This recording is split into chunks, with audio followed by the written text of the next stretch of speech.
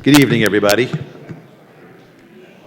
Good evening, Erev Tov. Welcome to Congregation Beth Ahm, or welcome back to Congregation Beth Ahm for the second in our series on Jews and modern sports in the modern world. Our topic this week, we're going to talk about Jews and the Olympics. Very timely. The Olympics just ended. Another great Olympics. I'm really going to focus a lot about the 1936 games in Berlin and the importance of that moment. But I do want to talk about it more broadly, because the relationship or the participation of Jewish athletes in the Olympic Games, this is a 125 or 130-year-old story. It's been going on since the first Olympic Games in Athens in 1896, all the way up to the most recent Olympics. There are these stories. Now, you'll notice from the handout, what I've really done is I've chosen like a sampling of stories. There are many others. If you go online and you Google Jewish Olympic athletes, even Jewish Olympic medalists, the list, it's substantial. Sort of belies that stereotype that Jews are not big into sports. Yeah, there are a lot of Olympic athletes in a lot of different sports who have been Jewish through the years. So I tried to choose let's call it a semi-random sampling. In some cases, a few of these examples, actually people in this room emailed me the story, so I thought since relatives are in the room, I figured it's worth mentioning. And others they're stories that we can learn something particular from. So let me start by reflecting on the most recent Olympics and then the first Olympic Games that I remember watching myself. So I think you'll agree that the most recent Olympics, that there were moments when the fact that the Olympians involved were Jewish played a specific role. And in this case, I would say more specifically than Jewish is Israeli. Because in our current moment, probably the most conspicuous or controversial Jews in the world are those who come from Israel. And so what did we see in this most recent Olympics? Israeli athletes needed special security. One of my favorite moments, I think, was either in judo or judoka. I'm not sure if those two things are the same, where in a qualifying match, the Israeli athlete was supposed to spar against an Algerian. The Algerian refused to shake his hand before the match, and a couple of minutes later, the Algerian was on the mat with a separated shoulder, crying. It's one of those, I don't think the Israeli guy did it on purpose or maliciously, but you got to admit, that's a pretty great moment, especially when he refused to shake his hand. There was another one where the opponent, I think from a Central Asian Muslim country, I want to say maybe Tajikistan, I don't remember, refused to even enter and got disqualified. And so the Israeli won by forfeit. And of course, the medals every time the Olympics roll around, the medal that Israelis win is always a source of pride. So but we had the controversies associated with these Olympics reflect in a certain way the broader controversies about facing Jews right now. It's really about Israelis more than anything else these days. Now, I think we could see something, I could make a similar observation about the first Olympic Games I remember. Believe it or not, the first Olympic Games I was old enough to really remember were the 1972 Games in Munich. Not a lot happened there. Not a lot of controversy there. So what do I remember from those games? I think I remember four things. First, I remember there was a teenage gymnast from the Soviet Union named Olga Korbut who just won everything, and she was remarkable. Then, of course, there was the U.S. men's basketball team, which, well, really they won the gold medal, but then it was stolen away by a controversial call because they put 3 seconds on the clock. This was still when the United States was sending basically college students to play against these gigantic men from the Soviet Union. Probably, I'm sure they weren't using anabolic steroids. I'm sure they were just naturally that big. But that's the last, that was the first time the U.S. men's basketball team didn't win gold, and they never picked up the silver, and they still haven't.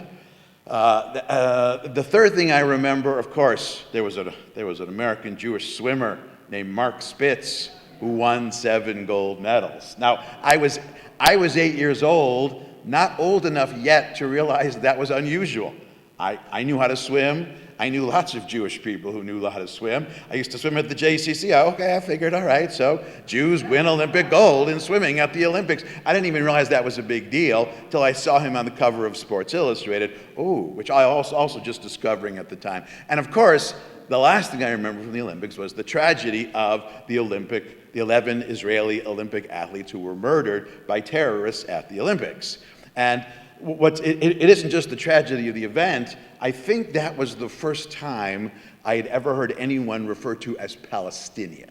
That's the moment I became aware of that conflict, of that issue in 1972. I think for many people, I was only 8, but I think for many people, the fact that there was a group called Palestinians, I think we knew there were Arabs who lived in Israel and Arabs in the Middle East, and there was the Arab-Israeli conflict. I think 1972 was when that other conflict really came onto our radar screen. So that's an Olympics where a lot happened. I mean, and from that moment on, every subsequent Olympics, there's I wouldn't say the tragedy, but the excitement was there. But I think in both cases, setting the tragedy aside, what the Olympic Games represent broadly, including the Jewish participation in the Olympic Games, is they reflect something broader about the spirit of the Olympic Games. And I want to really begin there before I look at some specific examples. The whole Olympic movement, the whole concept of the Olympic Games, there's always been a kind of tension in the Olympic Games. Actually, I would say it's 2 tensions, or a dual tension. The first tension is this: the Olympic Games are supposed to be this transcendent moment. Actually, winter and summer. So 2 transcendent moments every 4 years where we, humanity, countries all over the world, we set aside political differences, other kinds of conflicts, and our athletes come together and they have this competition which transcends everything. It's supposed to be transcended. It's supposed to be a chance to take a break from the complexity and the perplexing nature of politics, conflict, controversy, and things like that. And I think to some extent, every Olympic Games accomplishes that to some extent. But by the same token, even though it's trying to be transcendent, and often is, it's still glued to specific politics, to current events. Not just 1972 and not just 2024, but every Olympic Games, as much as it tries to be this transcendent moment, finds itself connected or attached or rooted to something.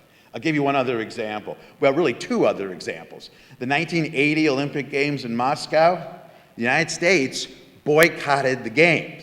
The American athletes were not there, and the Soviet athletes won everything. Well, a lot more than they would have. In the 1984 games in Los Angeles, the Soviet Union boycotted the games, and the Americans won way more gold medals than they would have. But these are Olympic Games that were affected by politics. So there's a transcendent quality, but there's also sort of that tie to current events and tied to politics quality. That's the first part of the tension. The second related part of the tension is that the spirit of the Olympic Games is supposed to be a global, cosmopolitan in a good sense, not in that negative, stereotypical sense of, Jews as cosmopolitans. Cosmopolitan means the city of the world. It's a good thing. For a couple weeks, every 4 years, national differences are supposed to disappear, and that happens to some extent. But by the same token, the Olympics is really, each time someone wins, it is a great moment of patriotism. There is an element of patriotism where the athletes feel that they're not only part of this world community of athletes and world community of athletic competition, but they're very much taking pride in their country, I think in a very good way. So there's a strong element of patriotism associated with the Olympics, no matter where the athletes are from. And along with patriotism, we have, I don't know what to call it, let's call patriotism's less attractive sibling, chauvinism. Now, I don't know if you're familiar with the word chauvinism. I know usually we use, the word chauvinism is often used in connection with sexism, a male chauvinist pig. But originally, if you know where the word chauvinist comes from, the word chauvinist, believe it or not, it comes from 18th century French literature. In 18th century French literature, I forget who the author was, there was a character whose name was Chauvin, who loved everything French, who believed everything French was better than everything not French. I suppose that's unusual for a French person? No, it's typical, but really the 18th century was a celebration of that, and chauvinist eventually became the word, based on Chauvin, it became the word we use when someone thinks that their own culture or their own country is better than every other. And so there's an element of chauvinism in that sense that the Olympics do along with patriotism. So in the Olympic movement, it has these aspirations, and it has these ideals, what it's supposed to be, but I think they're balanced or they're tamped down by these other, it's never fully able to unhitch itself from the more mundane, the day-to-day world of politics and controversy. Now, the Olympic movement, the first Olympic Games were in 1896, and the Olympic movement itself was spearheaded by a French journalist whose name was Pierre de Coubertin. And since we're talking about the Olympics, and also apropos what it has meant to be a Jewish athlete in the Olympics, I just want to read you a little bit of the way that Pierre de Coubertin described what the Olympics was supposed to be. Now, he wrote this even before the first Olympic Games happened. This was his aspiration. I forgot to put this on your handout.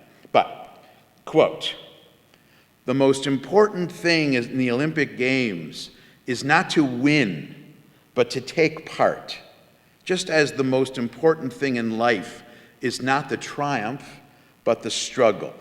The essential thing is not to have conquered, but to have fought well."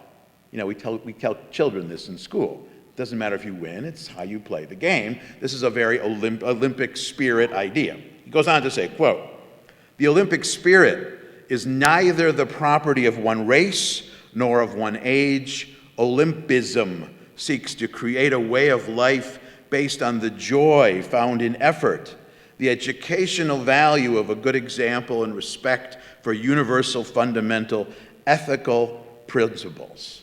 This is that more idealistic, transcendent quality of the Olympics.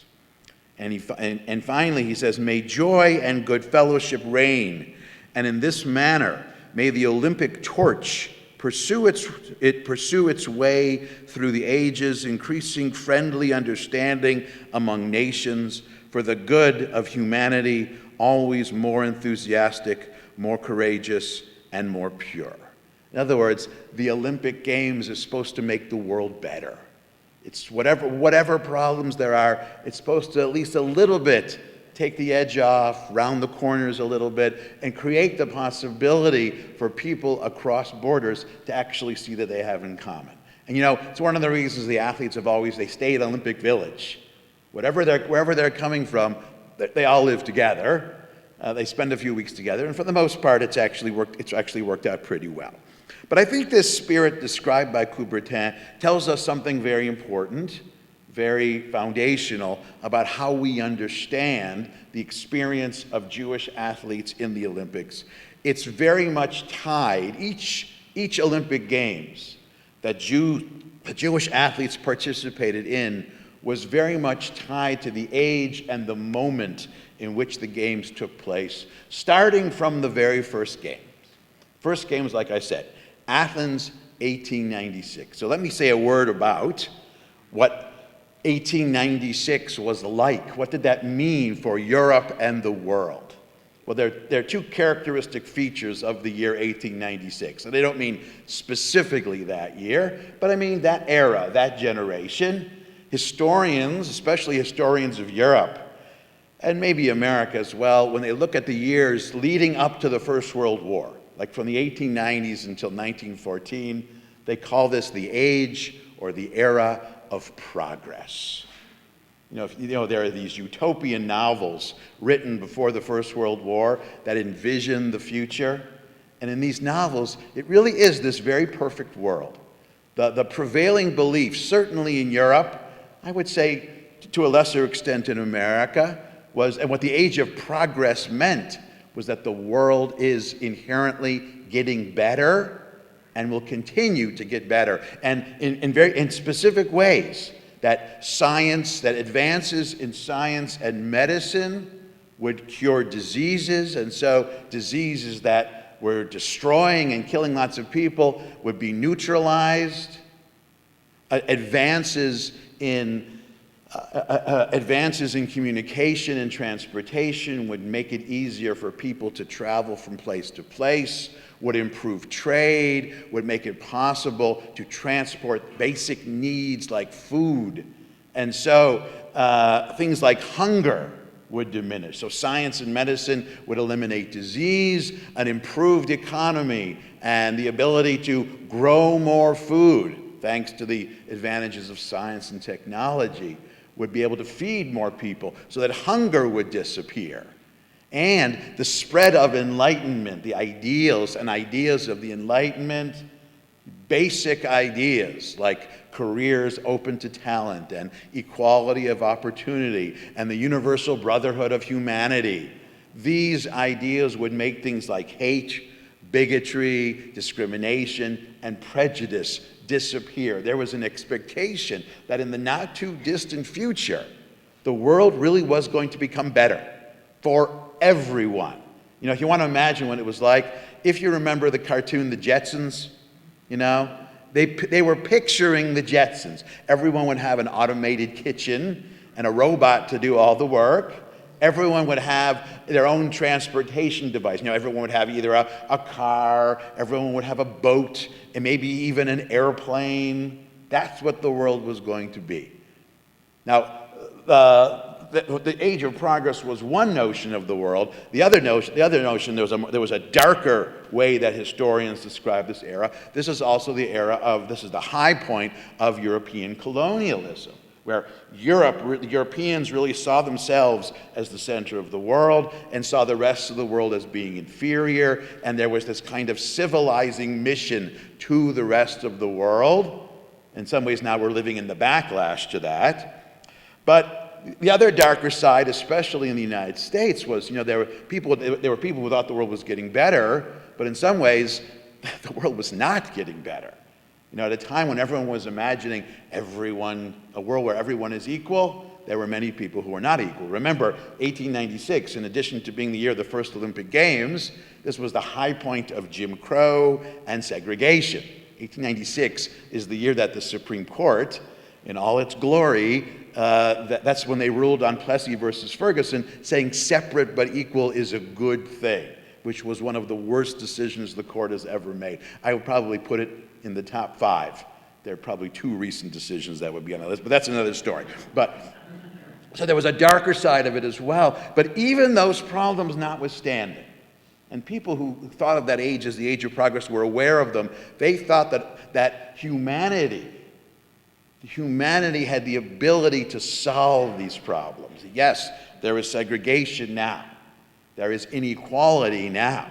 But through the spread of enlightenment and improvements in science and technology and the spread of enlightened ideals, we could make all these problems disappear. The first Olympic Games very much took place in that atmosphere. Now, in the spirit of that age, Jews, especially in Europe and in America as well, really saw themselves as being very much part of that age. Remember, in 1896, everywhere in Europe west of Russia, Jews were full citizens.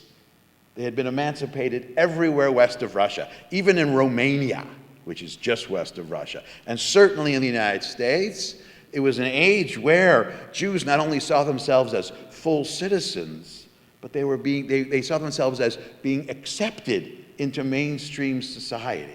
A couple generations earlier, there was this dream that Jews had, maybe one day they'll welcome us. Maybe one day we won't be, an ostracized minority living on the margins of society. by the 1890s, that dream was really becoming a reality. And the other thing you have to know is that in Europe, in the 1890s, anti-Semitism, this new modern racist racial phenomena, was in decline. It was in decline until World War I. So in the 1890s, there was these new racial ideas about Jews that were very negative and disparaging, but the proponents of those ideas were actually losing followers. Anti-Semitic newspapers were closing.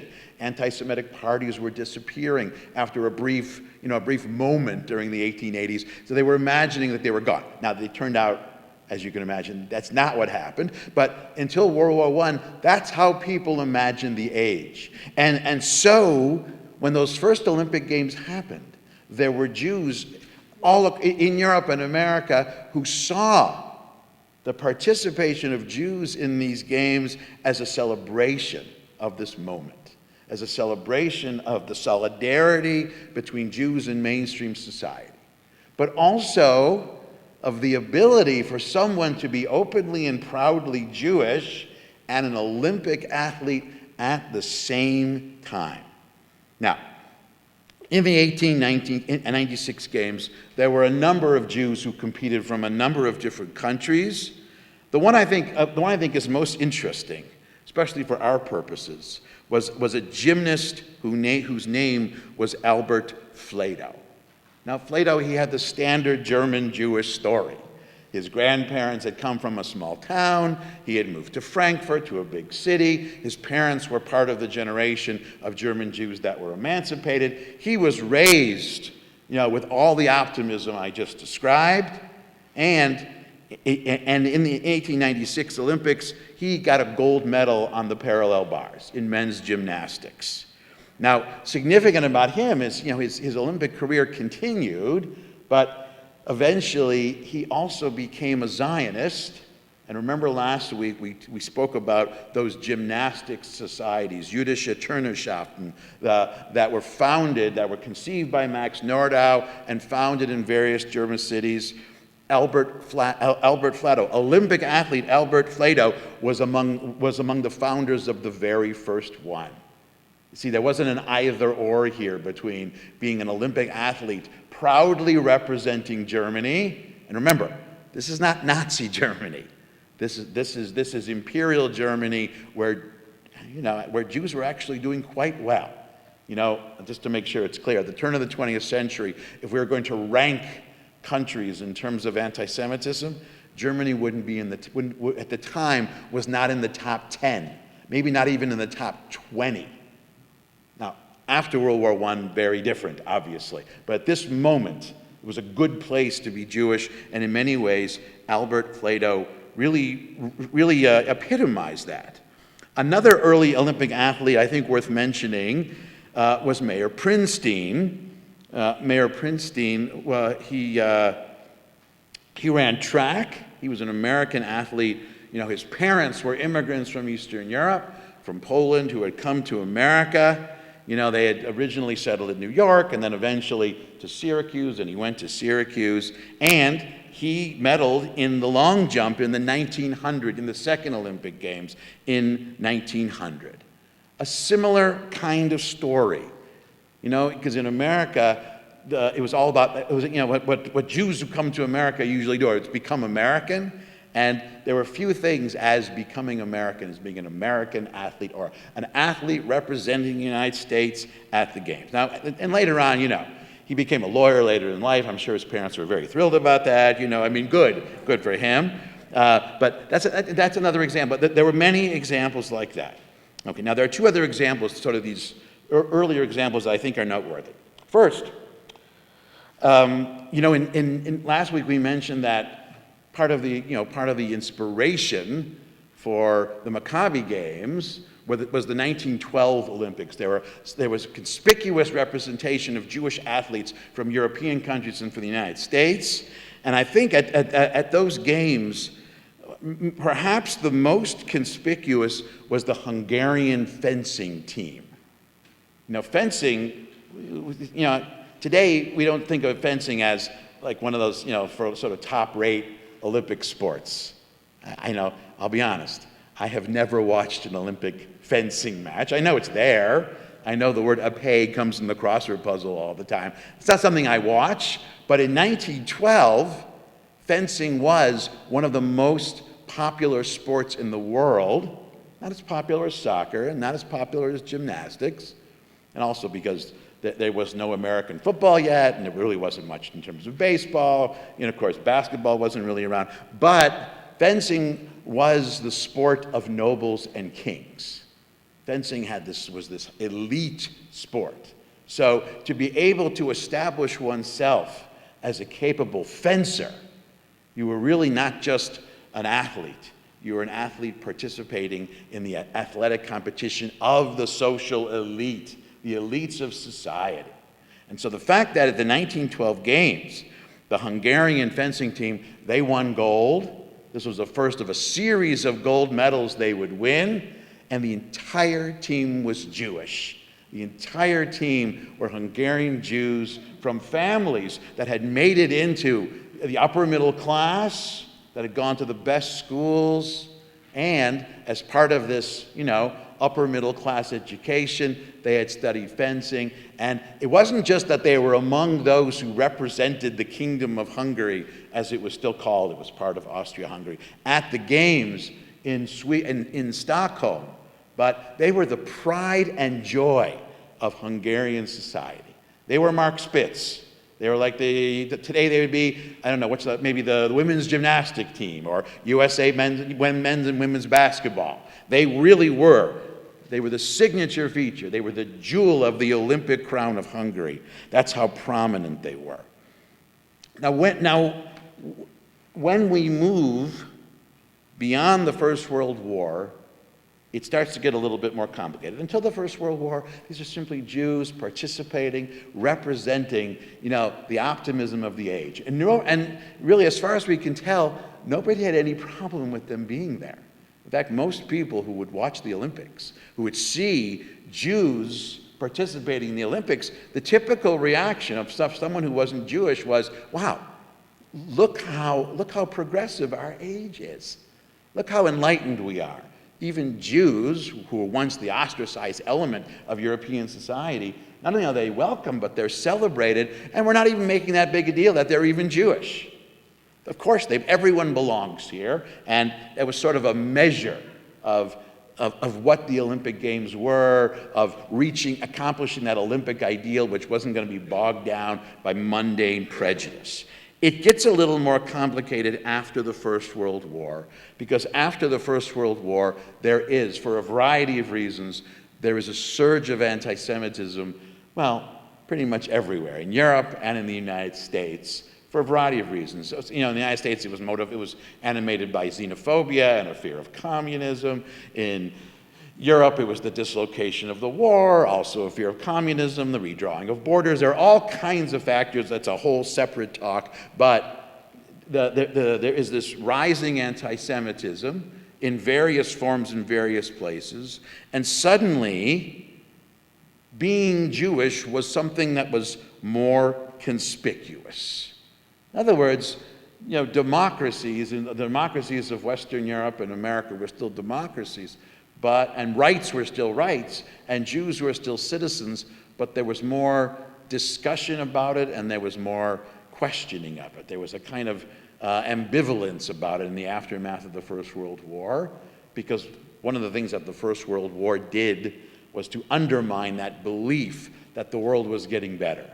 If you've ever read a book like All Quiet on the Western Front by Erich Remarque, which is about a young German soldier in World War I, the message of that book is, science and technology not being used to make the world better, but being used to make the world much more destructive and for killing and just ending human life. There was this disillusionment and despair after the First World War, and that, among other things, contributed to a rising anti-Semitism of Jews in Europe and in America as well.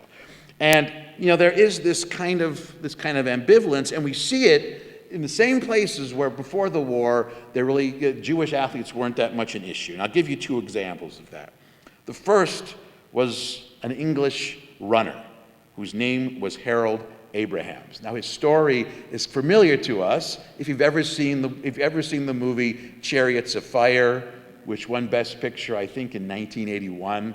Somehow it beat Raiders of the Lost Ark. To this day, I cannot understand how that. It was a good movie, but Raiders? Seriously, I don't understand the Academy. In any case, Harold Abrahams was very much the product of this age of enlightenment, this age of progress. You know, his family had lived in Great Britain for several generations. He had served in the army, as had his father.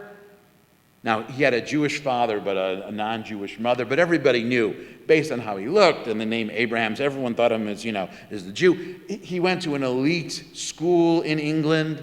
He was very much part of English high society. And, he had a rival who was Christian, and their track rivalry, his event was really the 100 meters. Their rivalry in track, it reverberated to a broader kind of, ambivalence towards Jews, or in some cases even disdain towards Jews. First at the school where they went to, where there were not yet that many Jews, but also to the broader world of athletic competition. There were a lot of people rooting against Harold Abrahams because he was Jewish. Now, most Jews didn't see him as Jewish because his mother was not Jewish. But in the same way that Disraeli was Jewish, even though he wasn't, Harold Abrahams was also Jewish. And, for him, winning competitions and eventually winning Olympic gold, which he did in the 1924 games, it really was a kind of vindication for him. He was one of the first examples we have of a Jewish Olympic athlete who was raised. He lived before and after the war, as has his family. So he started his life at a time when there was this welcoming of Jews, but eventually he started to encounter the first signs of ambivalence. For him, it was a vindication, but also a kind of reassurance that pre-World War I mood had not been entirely disrupted or upended by the war, and that maybe once the dislocation and destruction caused by the war, which was severe in Europe, once it was repaired, once there was a kind of healing for European societies, that ambivalence towards Jews would also vanish. Now, he couldn't yet see it. In 1924, no one knew where things were going. No one knew that there was going to be a great economic crash and the rise of fascism and Hitler and another war. Nobody knew that. So for Abraham, there was almost desperate attempt to hold on to that idealism from before the war, but also eventually a reckoning of the world is different. The post-World War I world was simply a different place for Jews. But it didn't stop him from winning. He won, and interesting, despite the fact that he encountered this anti-Semitism, he still proudly accepted that medal on behalf of Great Britain. He still regarded himself as an English citizen, as a British subject, serving the monarchy. He was British through and through. So in his mind, it would have been nice if his Jewishness had not been a factor, but he came to realize that it was, And also, like Princeton, once he was done competing, he also went on to become a lawyer as well. Now, the other example I wanted to mention from the 1920s, post-World War I, is another one about the Hungarian Olympic fencing team again, because they were still the best. The Hungarian fencing team was still the best in Europe, and its members were pretty much still all Jews in the 1920s. But Hungary is a place. It's a really good measure, a really good example of how things changed before and after the war, because before the war, Hungary was one of the least anti-Semitic places in the world, and beginning in the 1920s, it went very quickly to one of the most anti-Semitic places. For Hungarian Jews, things went from exceptionally good to exceptionally bad very, very quickly. So, the ability of Jews to compete in Hungarian sports, especially in fencing where they had excelled, was not really disturbed by the war. It's very interesting in Hungary in 1920, Hungary was basically refashioned into the smaller country it is now. In 1920, the country passed its first set of anti-Jewish laws. It was a series of restrictions on what Hungarian Jews were allowed to do, which Hungarian Jews at that time had not faced for 70 or 80 years, for multi-generations. And there were quotas on Jews being allowed to go to university and being allowed to be in certain jobs. But there were many exceptions. There were many Jews who were given exception who these laws didn't apply to. If you were rich enough, if you were intermarried, but also if you were an Olympic athlete, you were exempted from the anti-Jewish laws. So the Jews who fought, who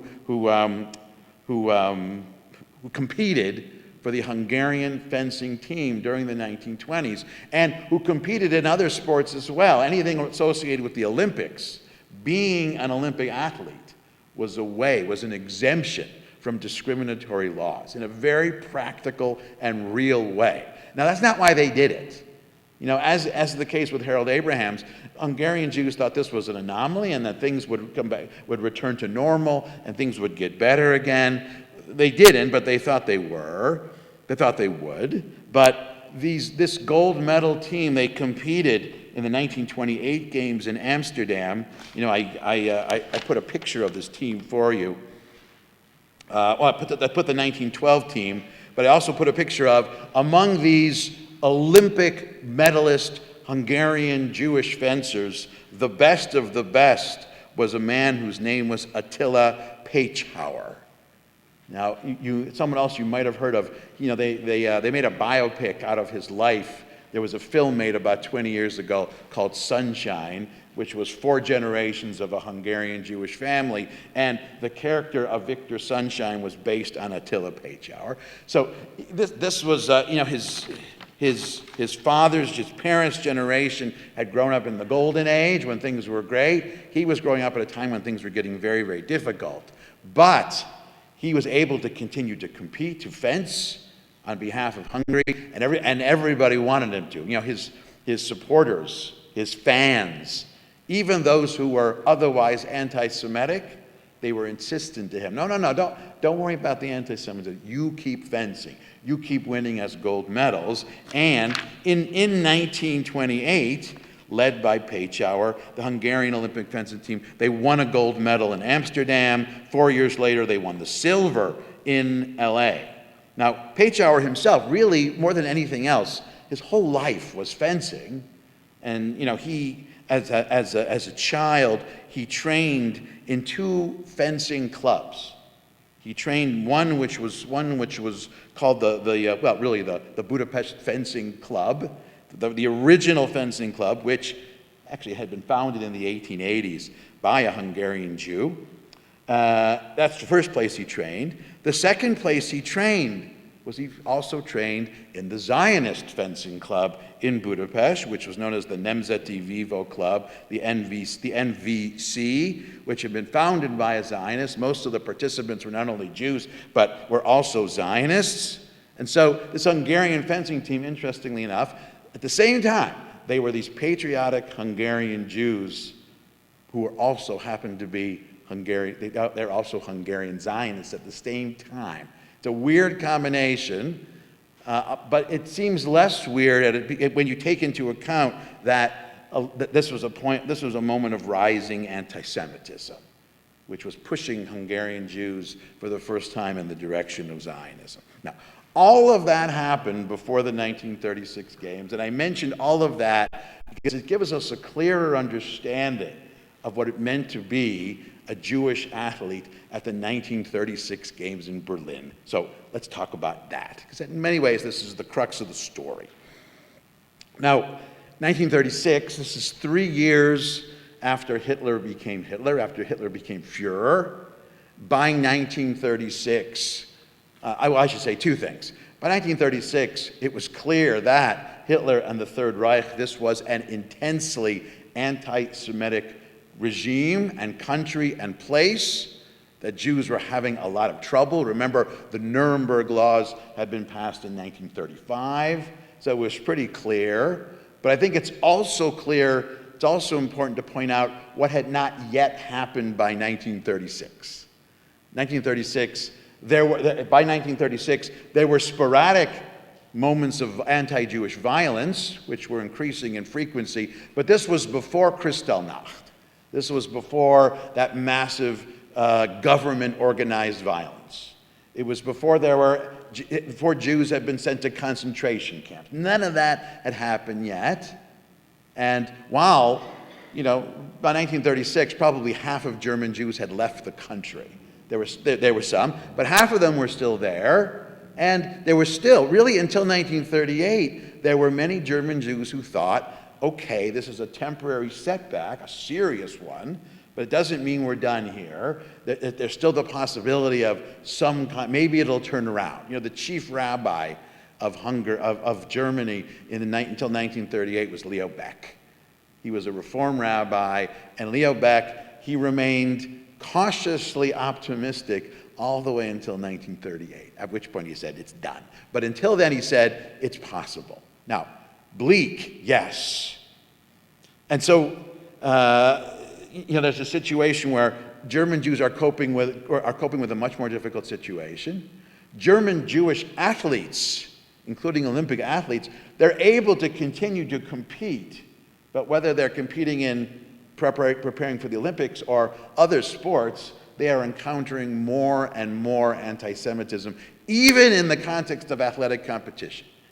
This is it's in the 1930s where Jewish soccer players, whether they're in Germany or in Hungary or in France, they describe playing soccer just through a storm of spit. They're getting spit on during the games constantly. They're being called names. I mean, if you really want to sort of get a comparative perspective here, next week we'll talk about Hank Greenberg and we'll talk about Jackie Robinson. Their situation was probably more like Jackie Robinson. I mean, it was getting vicious, but these were athletes and they continued to compete. But even outside of Germany, it was becoming more and more clear what exactly was going on. And so by the time we get to the 1936 games, there are Jewish athletes both in Germany and elsewhere who are now facing a dilemma. And really, there's one impulse, and there's a kind of movement among Jewish athletes in Europe, in Germany, outside of Germany, in the United States, not to participate, to boycott the games. And there were some noted Jewish athletes who did boycott the games. I'll give you an example. There was an Austrian swimmer whose name was Ruth Langer. She swam the 100 meter and the 400 meter. She was one of the best swimmers in the world. She was like Katie Ledecky of the 1930s. She was winning everything. Actually, her training, she grew up in Vienna. Vienna was becoming a really anti-Semitic place. She trained with a Zionist swimming club in Vienna called Hakoach Vienna. And she was training with other Jewish women swimmers, other Jewish swimmers. These Jewish swimmers were the best in Austria, and she, along with two others, they boycotted the 1936 games. They were invited to go. They were encouraged to go by the Austrian government, even though the Austrian government was anti-Semitic. Actually, it would not as anti-Semitic as it was after 1938, after the Anschluss, but it was becoming anti-Semitic. But they still wanted these athletes to compete because, frankly, these countries wanted to win. That's that whole patriotism element. Now, I realize the situation for you here is tough, but compete for us anyway. But Ruth Langer, along with two other swimmers, one whose name was Judith Deutsch, the other was Lucy Goldner, they refused to compete. Judith Deutsch, her response to a journalist when asked, why will you not compete? She said, quote, "I refuse to enter a contest in a land which so shamefully persecutes my people." And Lucy Goldner said the same thing, as did Ruth Langer. They refused to compete, but they were also very clear. One of the things that Ruth Langer said is, we're not boycotting the Olympics, we're boycotting Berlin. They weren't not going because they didn't want to, they were seeing the Olympics as anti-Semitic. They just thought it was wrong that it was in Berlin. That's what the boycott was about. And many of the athletes actually agreed with this. Now, there were some athletes that did compete, that decided to compete. And the rationale was the flip side.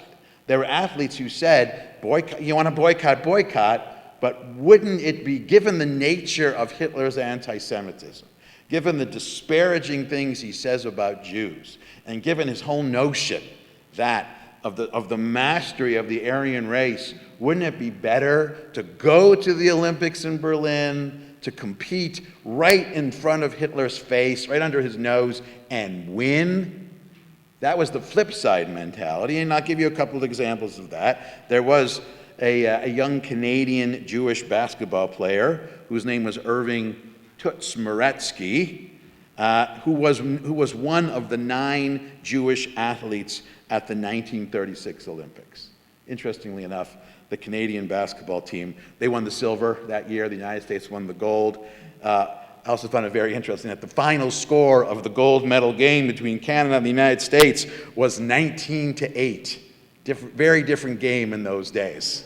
This was sort of this is back when basketball was played by, the Irving Moretskys of the world.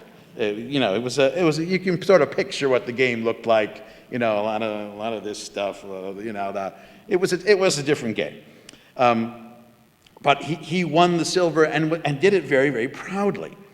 Another interesting story, but a different kind of story, was a German woman who was a fencer whose name was Helene Mayer. Now, Helene Mayer, she came from a German Jewish family. Her father was Jewish, her mother was not. And she was raised in a highly assimilated German Jewish family. And really, until 1935, until the passage of the Nuremberg laws, she wasn't raised very Jewish. She didn't even really see herself as being very Jewish. She grew up in a home which was, if it was more than anything else, there really wasn't very much religion in the home. It was an a-religious home, religionslos, they would call it in German. But according to the race laws of 1935, she, because she had a Jewish father, was defined as a Jew, and she was subject for the first time to all the anti-Jewish discriminatory laws, which came as a real shock to her, because she knew her father was Jewish, but it never meant anything. They didn't really do anything Jewish. Now, she competed, she had won a gold medal for Germany in 1928, and in the 1936 games, she competed and won a silver medal. And then shortly thereafter, she was forced to leave Germany. Actually, let me reverse the order. She and her family, they fled from Germany before the Olympic Games, but then she received a request, and this is very odd. She received a request from the German government. We realized you had to flee. Would you come back and compete for Germany in the 1936 Olympics anyway? Whatever the German word for chutzpah would be, that is chutzpah, but she did come back and compete. Now, the difference between her and someone like Toots Moretsky is Moretsky really was Jewish, and he was doing it for a very specific Jewish reason. Helene Mayer, I think for her to compete, she was more bewildered that she was being associated with anything Jewish, because it was brand new to her. So for her, she really saw this as an opportunity, maybe one last opportunity to compete on behalf of what had been her beloved homeland, and she did. But of course, I think the most celebrated example of this anti-Jewish, anti-Semitism at the Berlin Olympics was in the area of the U.S. men's Olympic track team. Now, there were on the U.S. men's team, there were 2 Jews who were central to the team. One was Sam Stoller, and one was Marty Glickman. This really is the story. I think Marty Glickman is probably the most well-known, but these were top-notch track runners. A lot of times whenever they show old footage at the Olympics, because the 1930s really was one of the first times they could actually film things, there's a lot of footage of Glickman and Stoller running. Now, the track team, On the track team, there were several Jewish participants, but also there were two really accomplished black runners as well, one of whom was Ralph Metcalfe, and the other was Jesse Owens. And they all were part of this men's track team. Now, for Owens and Metcalfe, no less than for Glickman and Stoller, these were not the athletes who wanted to boycott the games. They wanted to go. They wanted to compete because they understood what Hitler represented, and Hitler's racism was primarily directed against Jews, but it was also directed against black people as well. In his own racial understanding of the world, Hitler saw black people as inherently inferior, limited, maybe physically strong in certain ways, but lacking a certain intelligence to be a successful athlete. And so Owens and Metcalfe, they also wanted to make a statement here. And of course, Jesse Owens is really sort of the star of the Olympics. He's really, that's really the story, where he won 4 Olympic medals in the space of a day or two, with Hitler watching in the stands. Hitler is there. For him, the Berlin Games were supposed to be this grand celebration of the superiority of the Aryan race. And you've got these Jews and you've got these 2 black competitors who are basically threatening to impede that. Now, it's also very interesting about these games is Hitler and especially his propaganda minister, they were very much aware of what the world thought. So in preparation for the games, they made sure to take down or cover up everything that was overtly anti-Semitic. So Germany, until the games, was just littered with anti-Semitic signs and placards and posters and whatever else they displayed, and they wanted to dress it up and make Germany look more civilized, look less racist. So the athletes arriving into Berlin in 1936, they were expecting to see all this nasty stuff. Basically, it was hidden away. And Germans were told, do not be openly anti-Semitic here. We're trying to make an impression. And Hitler, even him, he did his best to dial back the rhetoric.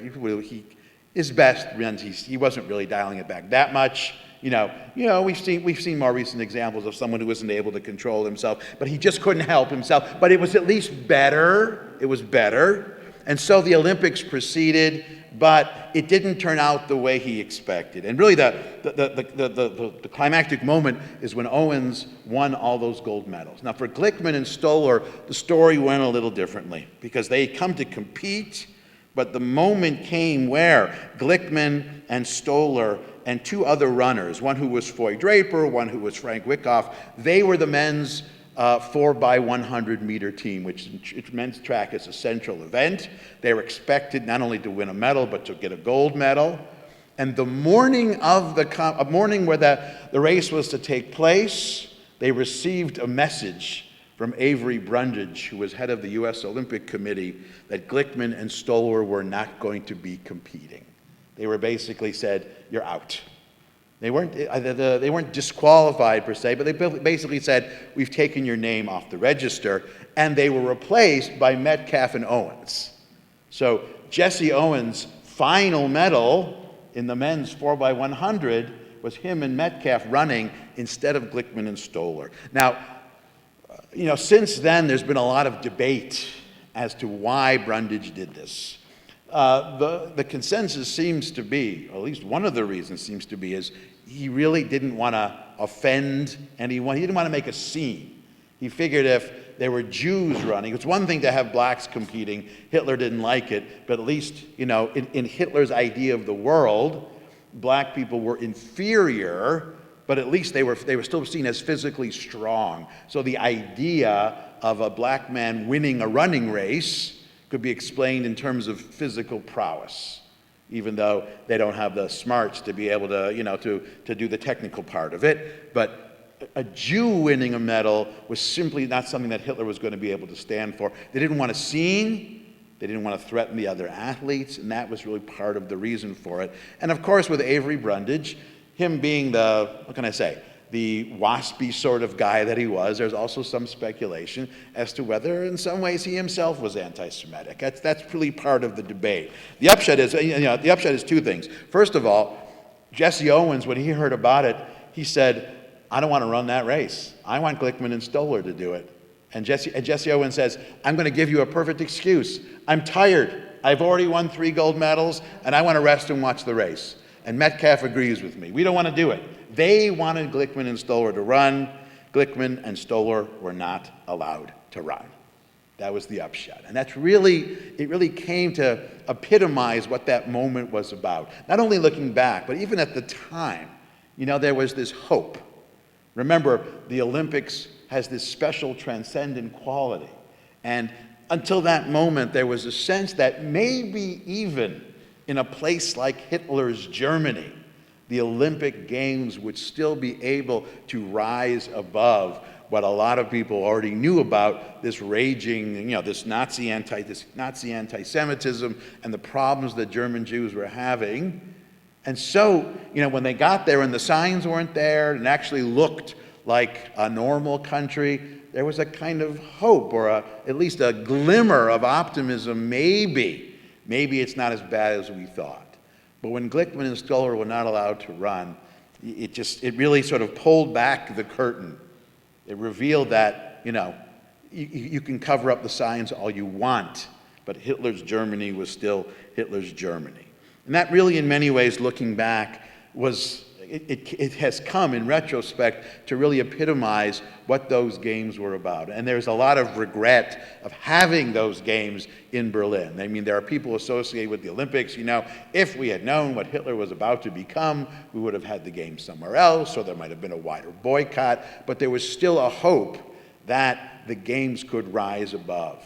Ultimately, the games went off. Other than that, kind of business as usual, but, they still ultimately were the Olympic, it was still Hitler's Germany, and they couldn't rise totally above it.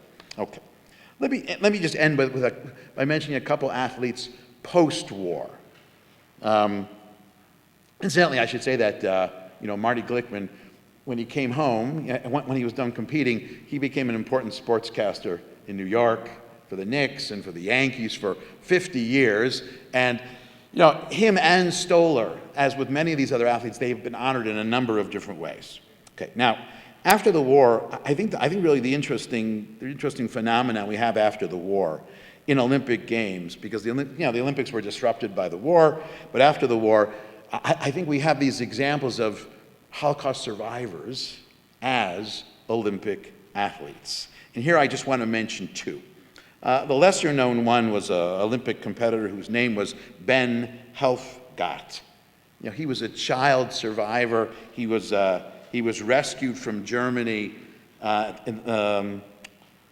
He managed to survive the war. He was rescued and brought to England, and along with 300 other child survivors. In England, they weren't resettled in London. They were resettled in a part of England called the Lake District, which is more rural. And the boys, in a kind of the spirit of like the Fresh Air Society, they said, they've had this tough time. They're physically compromised. They're weak and they're thin and they're malnourished. Let's get them outside, get them some fresh air. And so in post-war England, for Ben Helfgott, like with these other child survivors, most of what they did, they were given an education, but there was a lot of athletics to build them up physically. And he became a top-of-the-line weightlifter, and he eventually went to the Olympics and won a silver medal in weightlifting.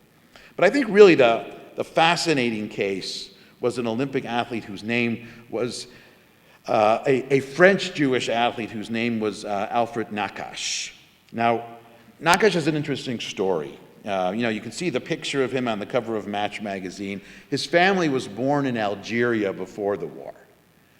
They were Algerian Jews. Now, Algerian Jews were in a really unusual situation for North African Jews because Algeria had been a colony of France since the second half of the 19th century.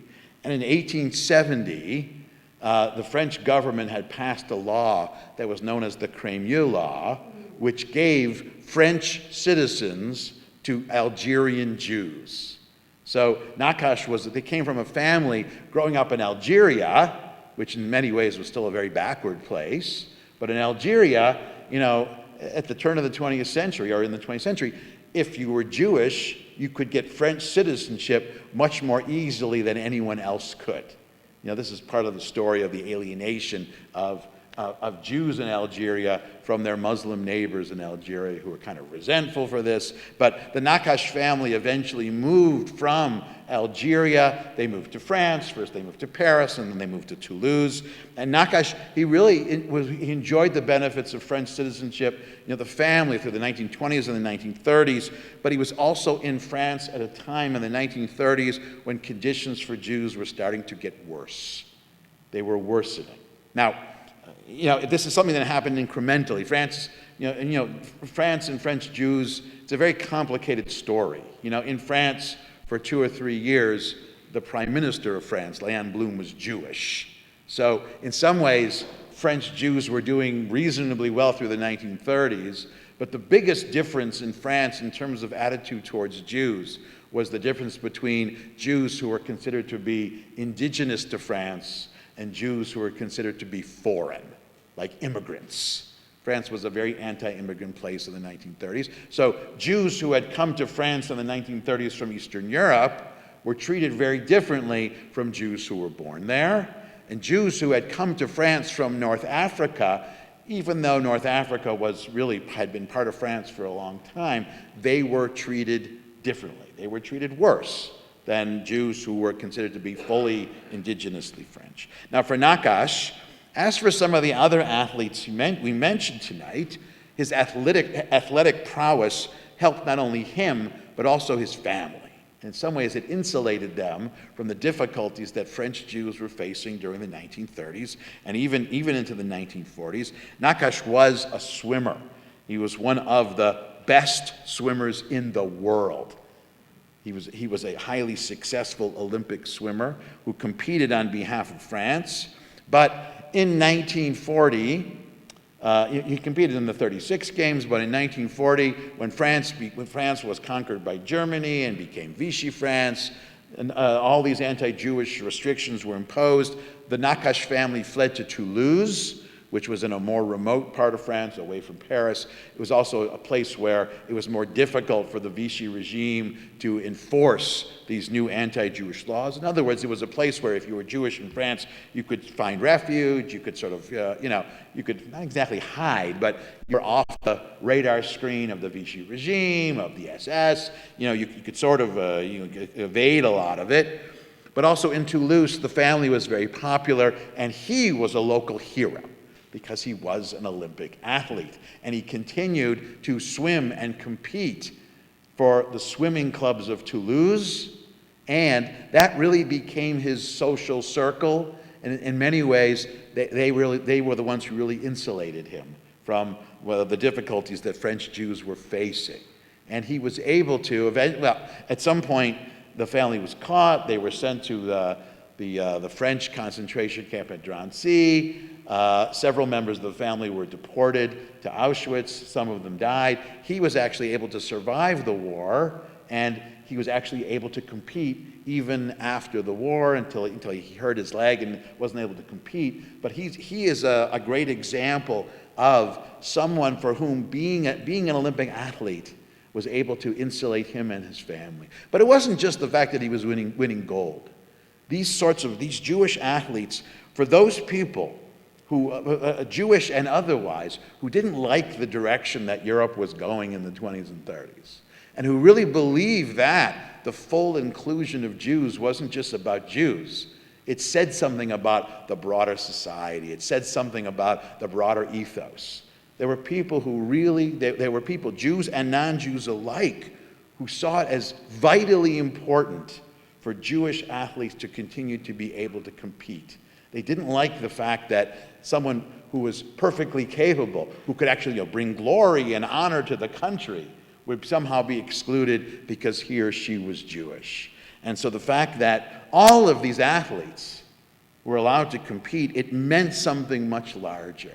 And that's really the larger takeaway when we talk about these Jewish athletes. It really meant something very powerful for Jews, Let's be very clear. I think that's the most obvious. Jewish athletes in the Olympics, past and present, are an enormous source of pride for us. I cannot be the only one who watches the Olympics and just looks for all the Jews. It can't just be me. I know we all do that because it's a real source of pride for us because of what the Olympics represent. The best of the best. But Jewish athletes, as with other minority athletes, as with other athletes who come from communities that are discriminated against, it really means something much larger. It's a celebration of possibility. I think one of the things that it's always very striking about the Olympics, and this is not something specifically Jewish, but typically the winners in men's track, when they have the longer races, the 10,000 meters, the marathon, the 5,000 meters, the winners are usually people who come from, athletes who come from African countries that are very poor. And there's something really great about that. Look at that. They're coming from an extremely difficult situation, they're rising above it, and they're winning Olympic gold. We enjoy watching that. Even though we're not from those countries or those communities, it means something. And I think it's something very similar about Jewish Olympic athletes as well. It really means something. Even in our, the murder of the Olympic athletes in Munich wasn't only traumatic to Jews. It was a traumatic moment in the history of the Olympics. You can go on YouTube, you can listen to the Olympic commentator Jim McKay, not Jewish, very not Jewish, talking about it, describing it, and just bewildered and shocked and devastated by it. Not just the loss of life and the athletes, but just how this was just so out of sync with what the Olympics were supposed to do. By the same token, the success of Jewish athletes really means something. The celebrity around Mark Spitz in 1972. Come on, that was a great story for everybody. And really, ultimately, especially for Jews, what success in the Olympics really did was the next step in belying that stereotype about Jews. That Jews are cerebral, Jews are weak, Jews, they don't do this sort of thing, because Olympians in many ways, these are heroes. These are great, these are the closest we have today to like the ancient warriors. These are our great warriors, and the fact that there can be Jews in the ranks of these people means something very powerful, not only for Jews, but to the larger Olympic spirit as well. Thank you. Thank you very much. Okay. I believe we have time for a few questions. Yes, sir. In the glory days of Hungarian fencing, Yeah. can you think of any reason statistically that it seems like a country that size for Jews and minority, that the 8 best fencers in the country were all Jewish? Great. How is it that all the good fencers in Hungary were Jewish? What's that? Well, partly that. But here's what it comes down to. In Hungary, first of all, Jews were a larger minority than elsewhere. There were 900,000 Jews who lived in Hungary. But fencing was also a very urban sport, and the best fencers also came from Budapest. In Budapest, Budapest was 30% Jewish, but still a minority. And why beyond that? Fencing wasn't just a sport. It was a sport that was very closely associated with elite education. If you didn't go to the right gymnasium, you weren't going to have a gymnasium with fencing. It's sort of the way that kids who grow up at country clubs they tend to be better tennis players, that sort of thing, or golfers or something. Yes, so the fencers, the Jewish fencers, they were going to these schools, and these were these gymnasia in Hungary that were more than half Jewish. So in the same way, there was this disproportionate number of Jewish doctors and lawyers in Hungary, the fencers. It's still a little amazing that they all were, but it's a little bit less astounding because we're not talking about a 2% minority, where in that particular local context, it's probably half or 60%. But the fact that they all were, it's still amazing. Yeah. You mentioned Avery Brundage, and I'm just wondering about was there anti-Semitism still within the International Olympic Committee? And I'm thinking back to 2012, the 40th anniversary of the Munich massacre, where there was a lot of pressure on the committee to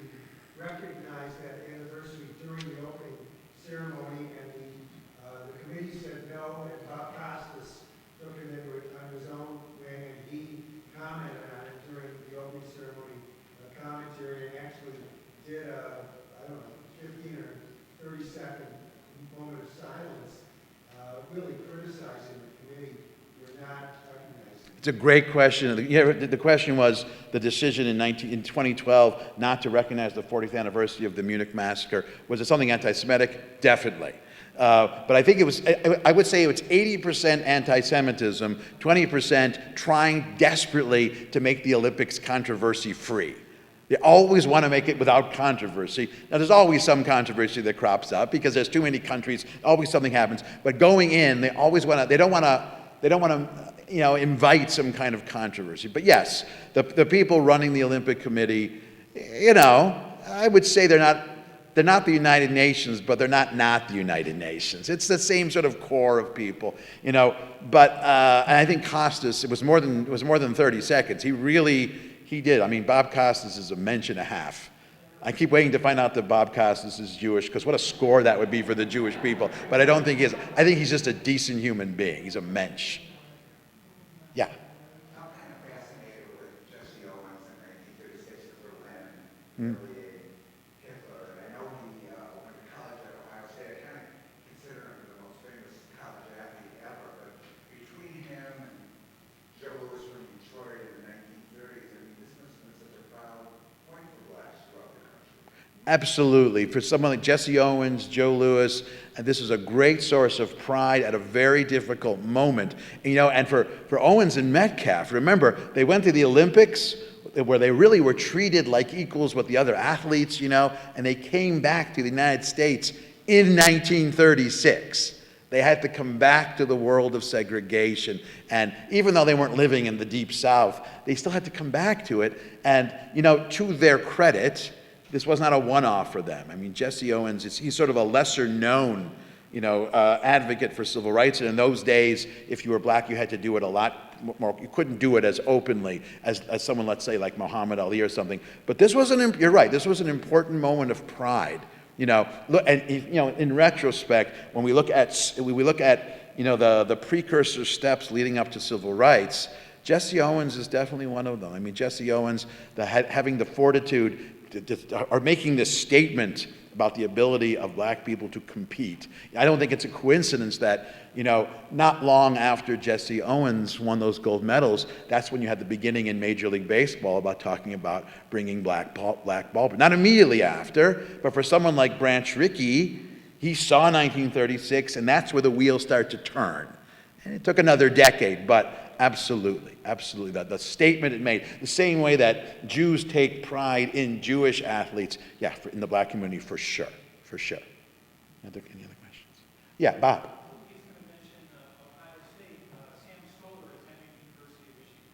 Yeah, did I not mention that Stoller went to Michigan? Yeah, Sam Stoller went to Michigan, of course. There's always someone from the University of Michigan who crops up, Like Michael Phelps didn't go there, but he trained there, so.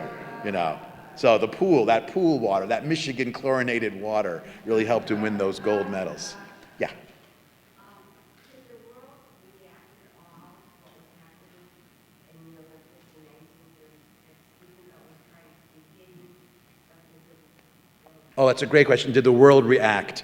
Not as much as we would, because first of all, remember, 1936, there was certainly no social media. There was no television.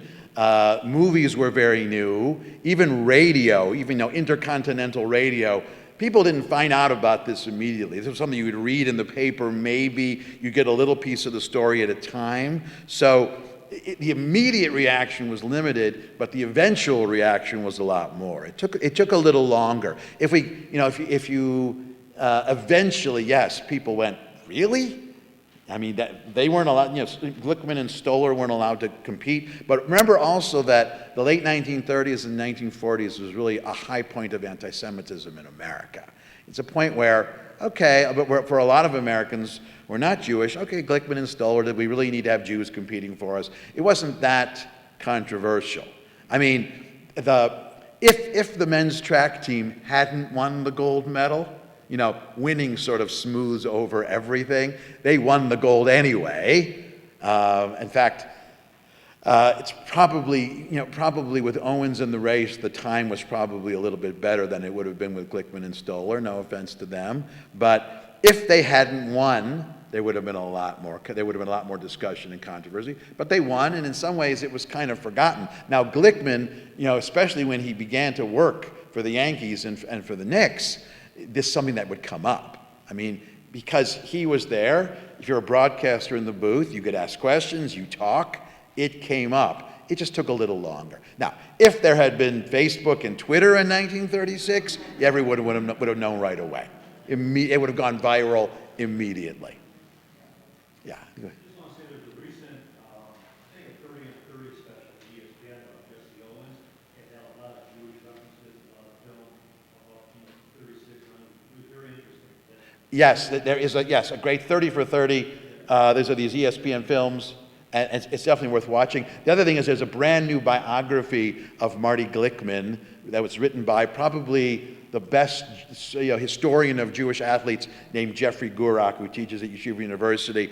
Definitely worth reading. It's part of this Jewish Lives biography series. It's excellent, and he brings a lot more to the story as well. All right, I think we're out of time or so. In our last session next week, we're going to talk about Jews in the major leagues. We'll see you next week.